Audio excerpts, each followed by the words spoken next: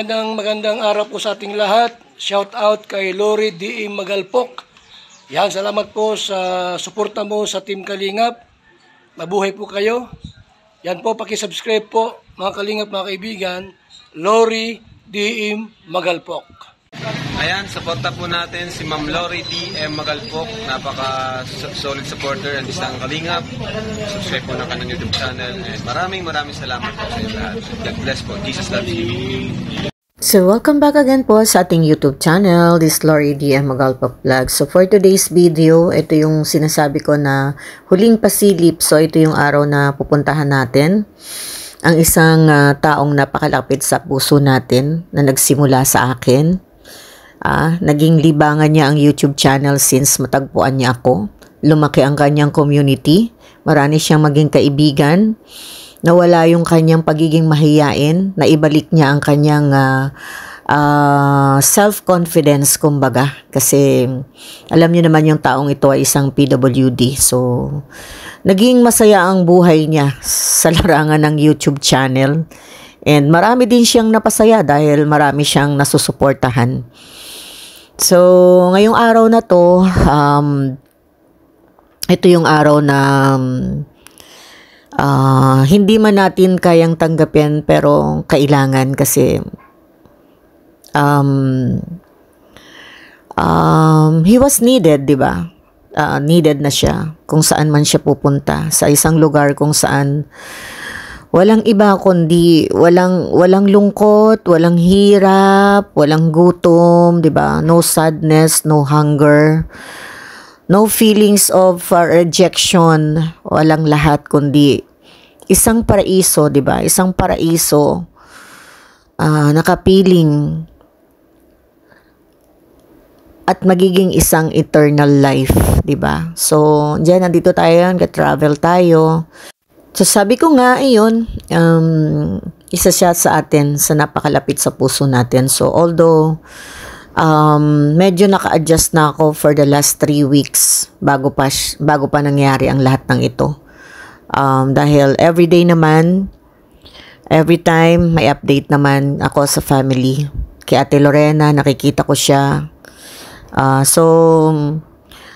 Naging masakit na sa dibdib ko yon for the last 3 weeks na nagsasuffer siya. Nahihirapan siya. So, sabi ko nga, it's God's will. Si Lord na lang ang nakakaalam. So, isa siyang hindi na natin siya makakalimutan, no? Dahil isa siyang kaibigan, isang kuya, yan. Talagang grabe yung pagmamahal niya sa akin. Every time may charity kami, kahit magaan lang yung bag ko, talagang kukunin niya yon. Todo alalay sa akin dahil talagang itinuring niya ako na isang kaibigan. So ngayong araw na to, ito yung huling araw para makita natin siya. So, iniyakan ko naman na siya for the last 3 weeks. At sana nga ay lagi ko lang inaalala na ayaw niya lang akong malulungkot. So, pupuntahan natin ang isang taong napakalapit sa puso natin. So, may mga times na, syempre, hindi naman maiiwasan yun na nagkakaroon kami ng conflict, pero yun ay dahil madalas ko siyang pagsabihan. Pagsabihan dahil may edad na siya at hindi na dapat yung mga bagay na ginagawa niya, lalong-lalo na yung sa sarili niya. So, marami tayong maalala sa kanya. Alam naman ng lahat yan. Naging part siya ng Team Kuruda. Naging part siya ng charity natin kung saan-saan tayo nakakapunta. So, sabi nga natin, he's not gone. And we will always remember all the things that he did for us. He will be forever in our hearts, in our minds. So, kasama ng video na to, ito yung last part na hindi natin siya makakalimutan. Dahil eto nga, magbibideo tayo. And mapapansin siya sa video na to na makikita nyo na hindi ako nag-video agad nang dumating ako kasi kailangan ko munang hingin ang permiso ng family. So may video ako pero yung pagdating ko, yung pagpasok ko sa loob na nandun sila, yung maraming tao, hindi agad ako nag-video. Ayoko kasi wala pa akong permiso para sa family kung pwede. So, ayan. nandito pa rin tayo habang tayo ay nagbebiyahe. Actually, hindi ko alam yung lugar. So, ang nangyari sa akin dito, from my place to Tanay, nag-jeep ako. Tapos, from Tanay to Antipolo, to Shopwise ay nakaban ako. So, pagbaba ko ng Antipolo Shopwise, wala na yon. So, hindi ko na alam kung saan ako pupunta. So, ang prepare ko is, mag-tricycle na lang ako. Tricycle na lang kasi, mas maganda sa tricycle, pwedeng maghanap. So, hindi ako nag-grab kasi may mga lapses sa phone ko. So, tricycle na lang, wala akong choice. So, ayan, after ng long travel, almost 4 hours, nag-travel ako. So, sabi ni Manong, ayan, nag-uusap kami dyan na malapit na daw kami. So, sabi ko, bahala na siya to, talaga, taga-Antipolo naman siya. Although, hindi niya masyadong kabisado yung lugar, pero nagtanong-tanong na lang kami. So, napunta kami nung una, mali yung pinuntahan namin. So, balik na naman kami. Buti na lang talaga, God is good. Binibigyan ako ng isang tao na talagang makakasama ko along this way. Along sa travel ko na to. So, ayan. Ayan si Kuya. Ayan, diba? Sabi niya, pauwi na siya eh. Pero, siguro naawa sa akin. Kaya, ayan. Ako naman tingin-tingin. Sige, para namang alam ko yung lugar. So, ayan. Excited na rin ako kasi pagpunta ko doon, hindi ko alam kung anong mangyayari sa akin, kung may iluluha pa ba ako. So, tingnan natin, no?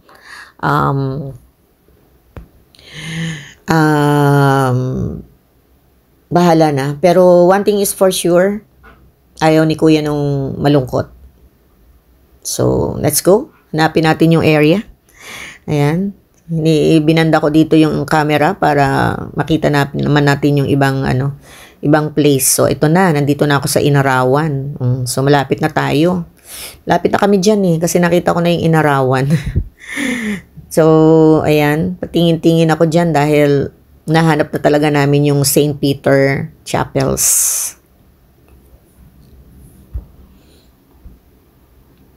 So, ayan na. Nakarating na kami. Kay Kuya. Nakita ko na yung mukha niya. Ayan, no. Yan si Kuya. Kuya, paano? Okay na? Thank you, ha. Salamat. Guys, nandito na tayo. Arating na tayo,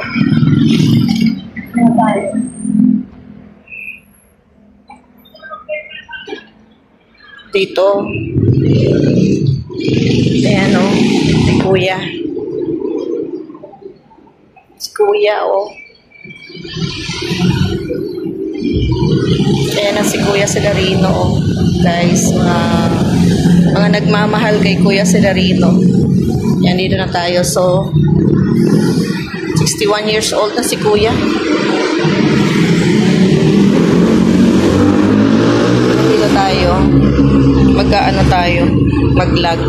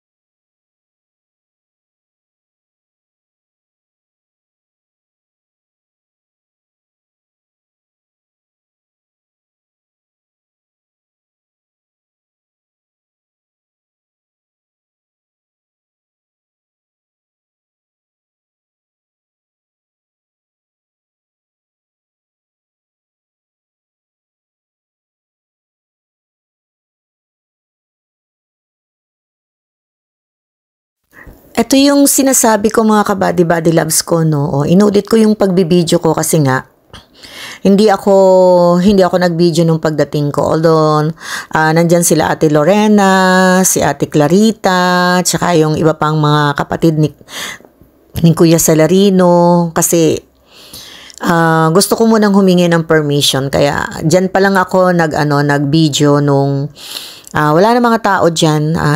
Inano ko muna na makaalis sila, tsaka ako nagpaalam kay Ate Lorena, tsaka kay Ate Clarita.